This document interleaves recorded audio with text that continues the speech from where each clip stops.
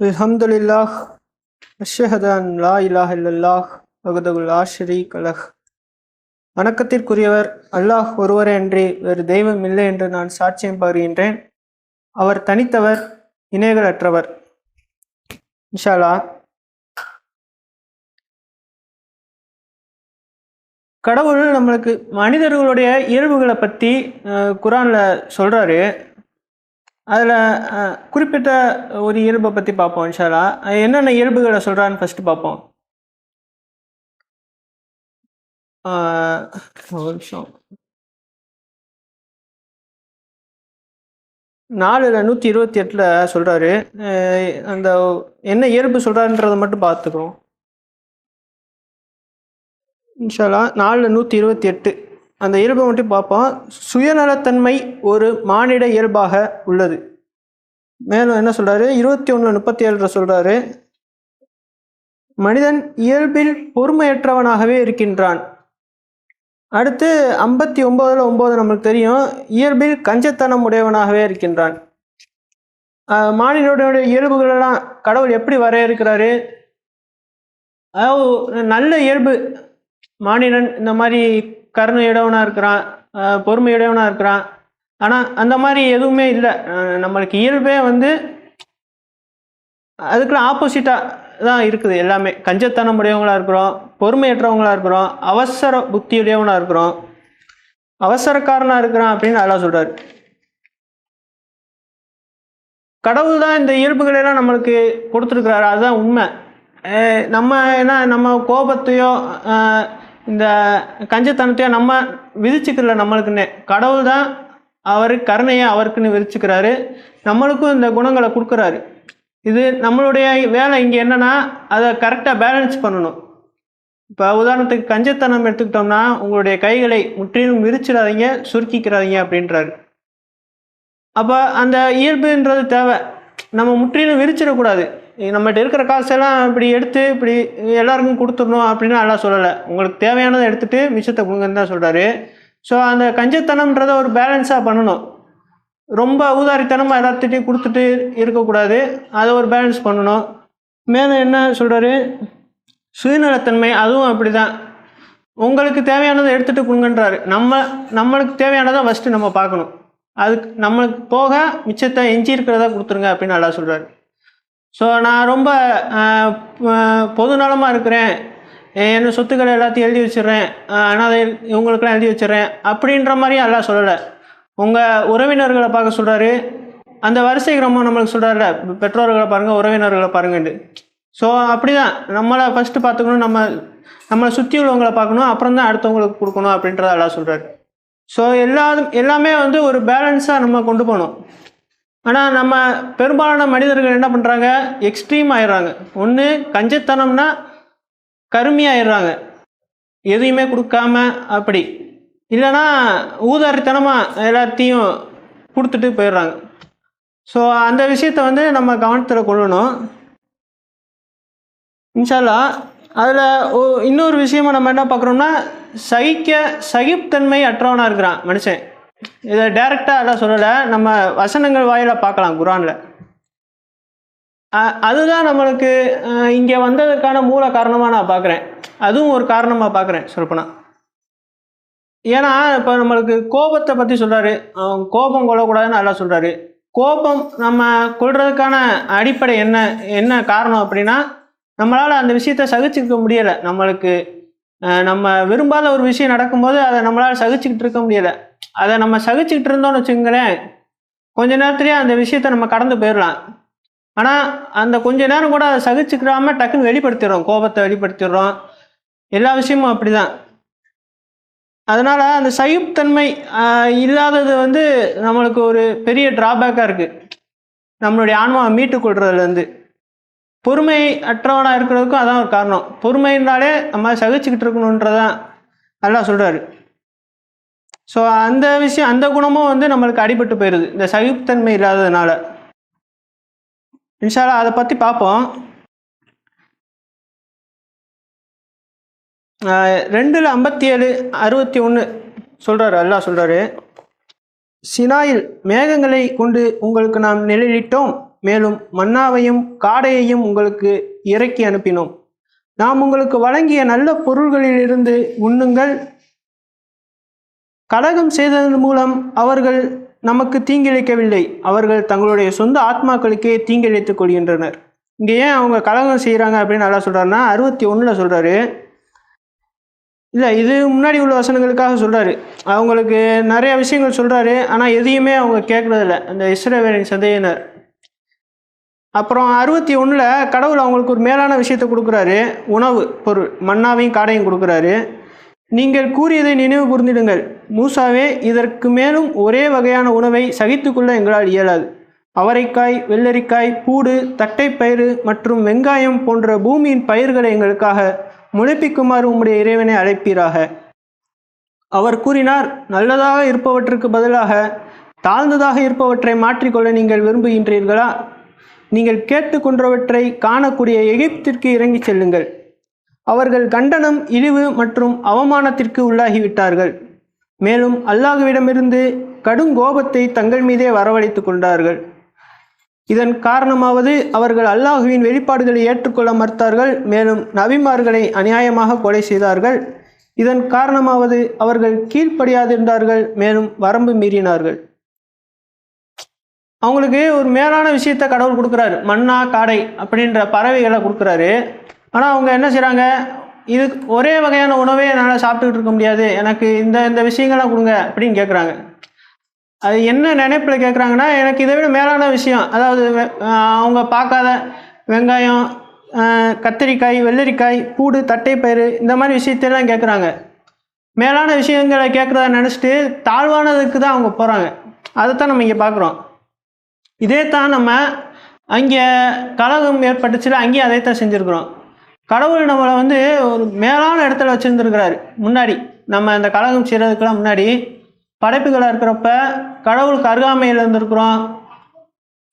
அவருக்கு அருகாமையில் இருக்கிறதே எவ்வளோ ஒரு மேலான இடம். ஏன்னா நம்ம இப்போ கடவுளை விட்டு எவ்வளோ தொலைவில் இருக்கிறோம், இப்போ அவருக்கு பக்கத்தில் இருக்கிறது எவ்வளோ மேலாக நம்ம உயர்த்தி வச்சுருந்துருக்கிறாரு. ஆனால் நம்ம அங்கே என்ன நினச்சிருக்கிறோன்னா,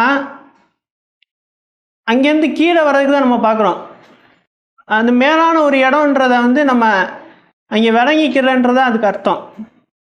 சில பார்ப்போம். இங்கே எப்படி நம்ம மேலானதை தேர்ந்தெடுக்கிறத நினச்சிட்டு தாழ்ந்ததை தேர்ந்தெடுக்கிறாங்க இஸ்ரவேலின் சந்ததியினர். மனிதர்களுடைய குணத்தை தான் இவங்களும் பிரதிபலிக்கிறாங்க. நம்மளும் அந்த சூழ்நிலையில் இருந்தோம்னா அதான் செய்வோம், எனக்கு இதே சாப்பிட்டுட்டு இருக்க முடியாது, எனக்கு வேற கொடுங்க அப்படின்ட்டு. ஸோ அங்கேயும் அதே தான் செய்கிறோம். மேலான இடத்துல இருக்கிறோம், நான் அதுக்கு மேலேயும் போகணும் அப்படின்ட்டு சைத்தான் வந்து கடவுளுக்கு போட்டியாக சொல்கிறான், என்னால் கடவுளை விட சிறப்பாக ஆட்சி செய்ய முடியும், அவரை விட சிறப்பாக இருக்க முடியும்ட்டு. நம்ம கடவுள் மேலானவர் அப்படின்றத தாண்டி இவனால் இருக்க முடியாதா அந்த நினப்புக்கு போயிடுறோம். பார்த்தீங்களா, மேலான இடத்துல இருக்கிறோம்னா அதையும் விட மேலான விஷயத்தை தேர்ந்தெடுக்கிறத நினச்சிட்டு கீழே வந்துடும். அப்படியா, சரி சைத்தான் மேலானவன் நினைக்கிறீங்களா, சரி அவன் ஆட்சி செய்கிற பூமிக்கு போய் பாருங்கள், அவனால் கடவுளாக இருக்க முடியுதா இல்லையான்றதை பார்த்துட்டு வாங்க அப்படின்னு நல்லா சொல்லிடுறாரு. அதுதான் மனிதன் வந்து அந்த சகிப்புத்தன்மை அற்றவனாக இருக்கிறான்றதை நம்ம இங்கே புரிஞ்சுக்கலாம். மேலான விஷயத்துக்கு போகிறேன், இன்னும் மேலானதுக்கு போகிறேன், நம்மளுடைய மனப்போன போக்கில் அப்படி போய் தாழ்ந்த விஷயங்களை தேர்ந்தெடுத்து கீழே வந்துடுறோம். இன்னும் சொல்லலாம்னா வாழ்வாதாரம் எல்லாம் சொல்கிறாரு, நான் அவங்களுக்கு வழங்கினது குறைவாக இருந்தாலும் அதுதான் உங்களுக்கு சிறந்ததாக இருக்குது அப்படின்னு நல்லா சொல்கிறாரு. ஆனால் மனுஷன் என்ன நினைக்கிறான், ஒன்று அந்த வாழ்வாதாரத்தினால விரக்தி அடைஞ்சு கடவுளை விட்டு விலகி போயிடுறான், இல்லை அதிகமான வாழ்வாதாரம் வேணும்னு கடவுளை மறந்த நிலையில் அந்த வாழ்வாதாரத்தை நோக்கியே போயிடுறான். அதுதான் நம்ம அந்த திருப்தி அடையாத நிலை இருக்குது பார்த்தீங்களா, அதுதான் நம்மளுக்கு எல்லாத்துக்குமே வந்து நம்ம கடவுளை விட்டு விலகி செல்றதுக்கான மூல காரணமாக இருக்குது. திருப்தி அடையாமல் இருக்கிறது, சகிப்புத்தன்மை அற்று இருக்கிறது. ஒரு விஷயத்தை நம்மளால் கொஞ்ச நாளைக்கு மேலே ஒரே விஷயம் கிடச்சிச்சின்னா இங்கே கூட நம்மளால் பொறுத்துக்க முடியலை. சோதனையே வந்து அல்லாஹ் கொடுக்குறாருன்னா அந்த இடத்துல நம்ம சகிச்சுக்கிறீங்க அப்படின்றத தான் அல்லாஹ் சொல்கிறார். நீங்கள் பொறுமையாக இருங்க, கடவுள்கிட்ட பக்தி செலுத்துங்க, கடவுள் மேலே நம்பிக்கை வைங்க அப்படின்றதான் அல்லாஹ் சொல்கிறாரு. ஆனால் நம்மளால் கொஞ்ச நாள் கூட அதை வந்து கடைபிடிக்க முடியலை. சோதனையை நோக்கி விரக்தி அடைஞ்சு தான் போயிடுறோம், கடவுளை நிந்தனை செய்கிற மாதிரி போயிடுறோம். இன்ஷா அல்லாஹ் அதை பற்றி பார்ப்போம்.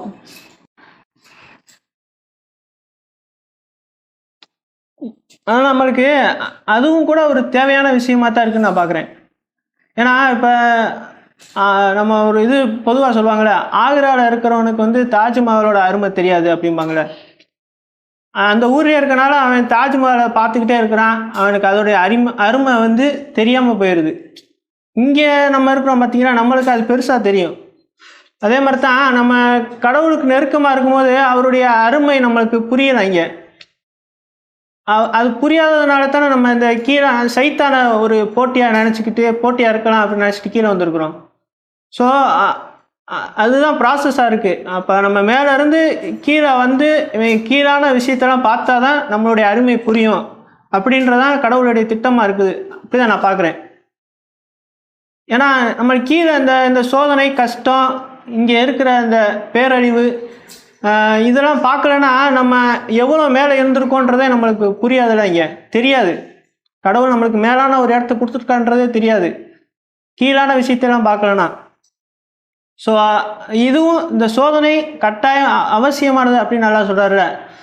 அதுதான் நம்மளுக்கு சோதனை அப்படின்றது இருந்தால் தான் நம்மளுக்கு சோதனை இல்லாத ஒரு காலம் வந்து எவ்வளோ சிறந்ததாக இருக்குது அப்படின்றத நம்மளுக்கு புரிஞ்சுக்க முடியும். ஸோ கடவுளுடைய திட்டம் எல்லாமே வந்து கரெக்டானதாக தான் இருக்குது. எதையுமே வந்து நம்மளை வருத்தணும், இவனை வந்து இந்த மாதிரி டார்ச்சர் பண்ணணும் அப்படின்லாம் கடவுள் எதுவுமே செய்யலை. இதெல்லாம் நம்மளுக்கு தேவையானதாக இருக்குது. இதெல்லாம் பார்த்தோம்னா தான் இந்த கஷ்டங்கள் இல்லாத ஒரு நிலை எப்படி மேலானது ஒரு நிலையாக இருக்குன்றதை நம்மளால் புரிஞ்சுக்க முடியும்.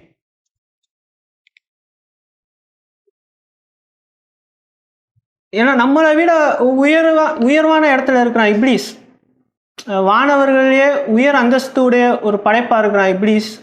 ஆனால் அவன் கூட என்ன நினைக்கிறான், எனக்கு இதுக்கு மேலேயும் போகணும், கடவுளுக்கு மேலே நான் இருக்கணும் அப்படின்னு நினைக்கிறான். அப்படி நினச்சிட்டு தான் கீழே வந்துடுறான், ரொம்ப கீழே. அவனால் திரும்ப மேலேயே போக முடியாது, அப்படியே கடவுள் செஞ்சுட்டார் அவனை.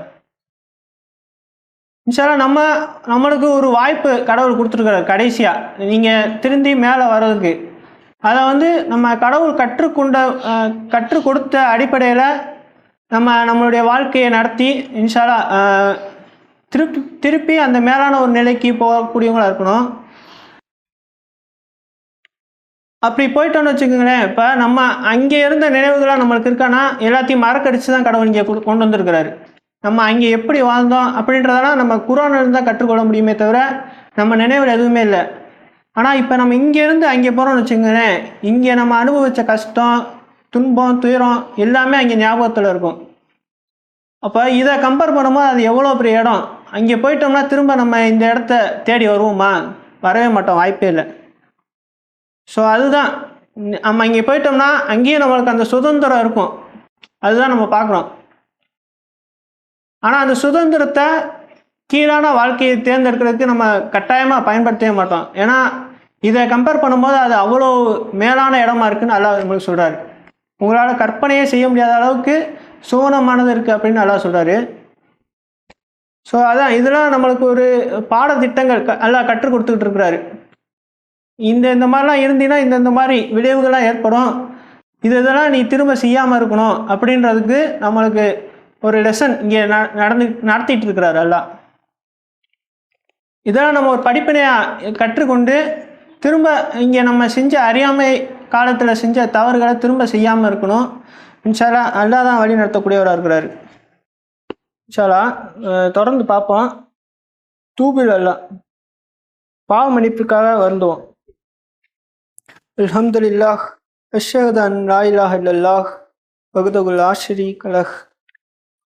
வணக்கத்திற்குரியவர் அல்லாஹ் ஒருவரே அன்றி வேறு தெய்வம் இல்லை என்று நான் சாட்சியம் பகர்கின்றேன். அவர் தனித்தவர், இணைகள் அற்றவர். இன்ஷா அல்லாஹ் திருப்தி அடைந்த ஒரு ஆன்மாவா நம்ம இங்கே இருக்கணும். அதுதான் நம்ம கடவுள் கற்றுக் கொடுக்குறாரு நம்மளுக்கு. உங்களுக்கு கடவுள் கொடுத்ததில் நீங்கள் திருப்தியாக இருங்க. கடவுளை நம்ம தேடி கடவுளுடைய திருப்தியை அடையணும் அப்படின்றதையும் கடவுள் கற்றுக் கொடுக்குறாரு நம்மளுக்கு. இன்ஷா அல்லாஹ் அந்த வசனங்களெல்லாம் பார்ப்போம். கடவுளுடைய திருப்தி அதை பற்றி பார்க்குறோம். 9:59 சொல்கிறார் அல்லாஹ், அல்லாஹுவும் அவருடைய தூதரும் அவர்களுக்கு கொடுத்தவற்றை கொண்டு அவர்கள் திருப்தி அடைந்திருக்க வேண்டும்.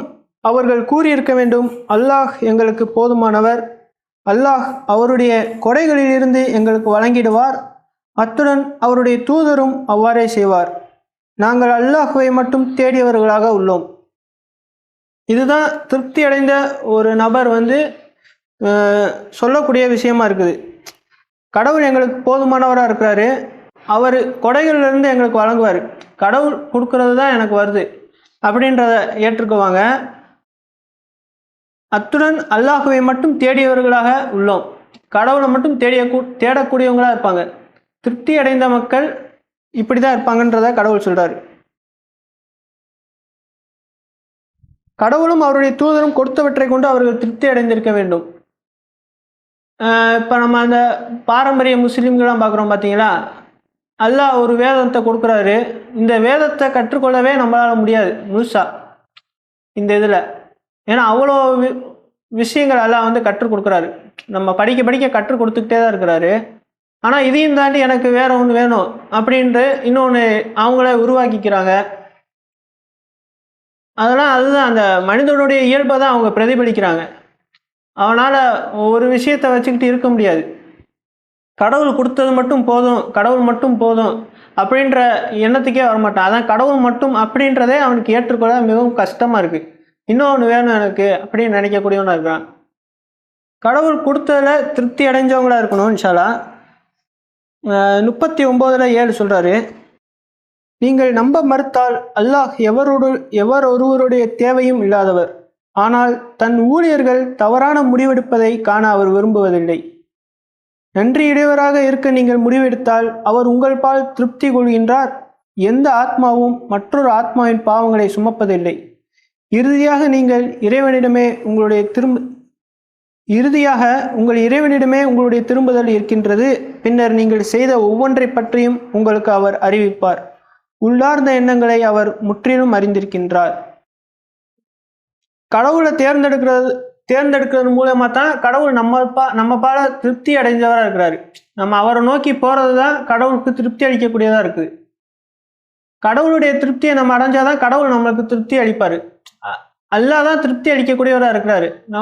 நம்மளே தேர்ந்தெடுத்துக்க முடியாது. திருப்தியா நான் இருக்கணும் அப்படின்னு நம்மளாலேயே முயற்சி பண்ணி திருப்தியிலையும் அடைய முடியாது. அல்லாவே வசனத்தில் சொல்றாரு, அதை தொடர்ந்து பார்ப்போம். ஸோ அல்லாஹ்வை நோக்கி போறது தான் நம்மளுக்கு நம்ம மேலே கடவுள் திருப்தி கொள்ளக்கூடிய ஒரு வழியாக இருக்குது.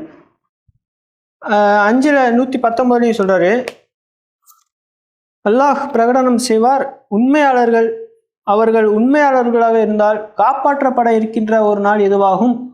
ஆறுகள் பாய்கின்ற தோட்டங்களுக்கு அவர்கள் தகுதியாகிவிட்டனர், அங்கே அவர்கள் என்றென்றும் தங்கியிருப்பார்கள். அல்லாஹ் அவர்கள் பால் திருப்தி அடைந்தார், மேலும் அவர்களும் அவர் பால் திருப்தி அடைந்தனர். இதுவே மகத்தான பெருவெற்றியாகும். நம்மளுடைய மீட்சிக்கு நம்ம எப்படி இருக்கணும்னா, கடவுள் பால் நம்ம திருப்தி அடைஞ்சவங்களா இருக்கணும். கடவுள் போதுமானவராக இருக்கிறாரு அப்படின்ற விஷயத்துல நம்ம திருப்தி அடைஞ்சவங்களா இருக்கணும். அப்படி இருக்கிறவங்க பால் கடவுள் திருப்தி அடைகிறார். அவங்க மேல கடவுளும் திருப்தியா இருக்கிறாரு. அதன் விரைவாக அவங்களுக்கு ஆறுகள் பாய்கின்ற தோட்டங்களுக்குள் அவங்களை அனுமதிக்கிறாரு. அங்கே அவங்க விரும்பினதெல்லாம் அவங்களுக்கு கொடுக்குறாரு. இதெல்லாம் எதுக்குன்னா நம்மளும் திருப்தி அடைஞ்சவங்களா இருக்கணும். அப்படி இருந்தோம்னா கடவுள் நம்ம பால் திருப்தி அடைஞ்சவராக இருப்பார். அப்படி இருந்தால் தான் நம்மளுடைய மீட்சிக்கு நம்ம செல்ல முடியும், மீட்சி அடைய முடியும்.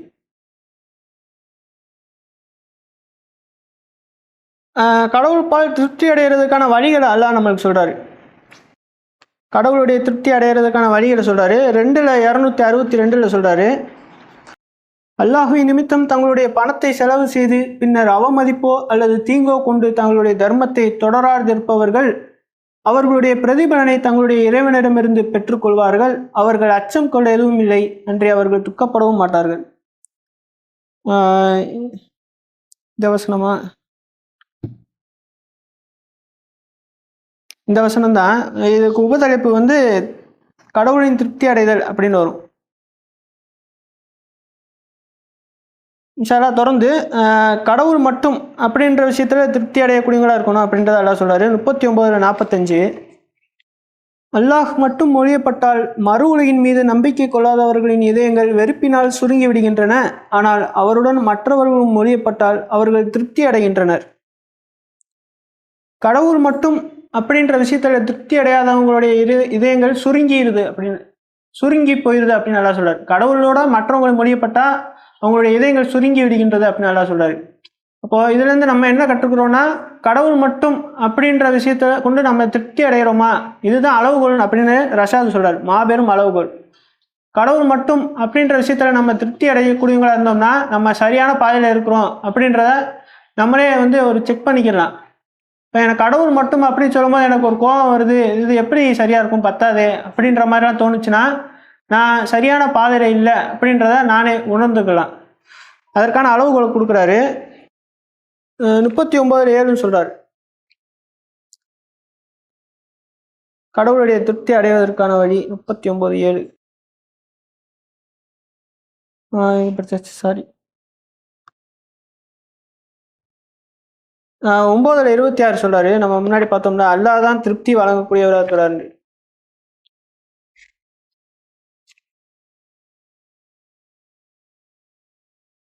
பின்னர் அல்லாஹ் தன் தூதர் மீதும் நம்பிக்கையாளர்கள் மீதும் திருப்தி இறக்கி அனுப்பினார். அத்துடன் காண முடியா படை வீரர்களை அவர் இறக்கி அனுப்பினார். இவ்விதமாக நம்ப மறுப்பவர்களை அவர் தண்டித்தார். நம்ப மறுப்பவர்களுக்குரிய கூலி இதுவேயாகும்.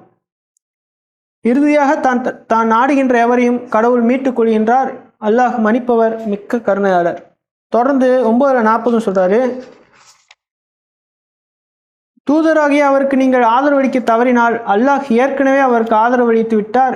எவ்வாறெனில் நம்பிக்கையாளர்கள் அவரை நம்ப மறுப்பவர்கள் அவரை துரத்திய போது குகையினுள் இருவரில் ஒருவராக அவர் இருந்த பொழுது அவர் தன் தோழரிடம் கூறினார், கவலை கொள்ளாதீர், அல்லாஹ் நம்முடன் இருக்கின்றார். பின்னர் அல்லாஹ் திருப்தியையும் பாதுகாப்பையும் அவர் மீது இறக்கி அனுப்பினார். அத்துடன் கண்களுக்கு தெரியாத படை வீரர்களை கொண்டு அவருக்கு ஆதரவளித்தார். நம்ப மறுப்பவரின் வார்த்தை அவர் மிகவும் கீழானதாக்கினார். கடவுள் நம்முடன் இருக்கின்றார், அந்த அந்த விஷயத்துக்காகவே கடவுள் அவங்களுக்கு திருப்தியை கொடுக்குறாரு.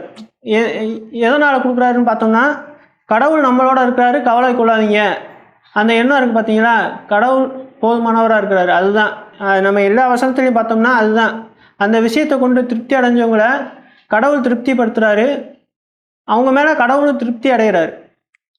நம்ம நிறையா வசனம் இருக்குது திருப்தியை பற்றி, எல்லா வசனத்துலேயும் அதுதான் இருக்கும். கடவுள் போதுமானவராக இருக்கிறாரு அப்படின்ற விஷயத்தை ஏற்றுக்கொள்கிறது. சலா இதோட உரையை முடிச்சுக்கிடுவோம். அக்கிமஸ்லாத்.